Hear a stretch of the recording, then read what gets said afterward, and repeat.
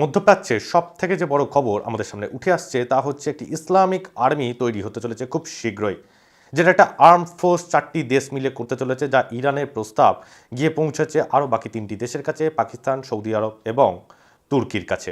আজকে সেই নিয়ে বিস্তারিত আসবো। নমস্কার, আমি সুকান্ত মুখার্জি, আপনারা দেখছেন ভারত বার্তা। এই মধ্যপ্রাচ্যে যখন এই ঘটনা ঘটে চলেছে তখনই কিন্তু আচমকা অপারেশন সিঁদুরের পর মোদি প্রথম যে রাষ্ট্রে গেলেন সেটি একটি দ্বীপরাষ্ট্র বলে খ্যাত সাইপ্রাস। এই সাইপ্রাসে 23 বছর পর কোনো ভারতীয় প্রধানমন্ত্রী প্রথমবার পা রাখলেন। কেন এই সাইপ্রাসটা এতটা গুরুত্বপূর্ণ?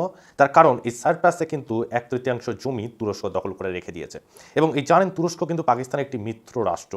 এই অপারেশন সিঁদুর চলাকালীন পাকিস্তানকে তুরস্ক বিভিন্ন রকমভাবে সাহায্য করেছিল। তাদের বিভিন্ন রকম ড্রোন পাঠানো শুধু নয়, সেই ড্রোনগুলোকে চালানোর জন্য টেকনোলজিক্যালি যে সাউন্ড, যে সমস্ত তাদের আর্ম ফোর্সের যে সমস্ত লোকেরা আছেন তাদেরকেও পাঠিয়েছিল কিন্তু তুরস্ক। তার এবার কিন্তু প্রত্যুত্তর দিতে চলেছে ভারত।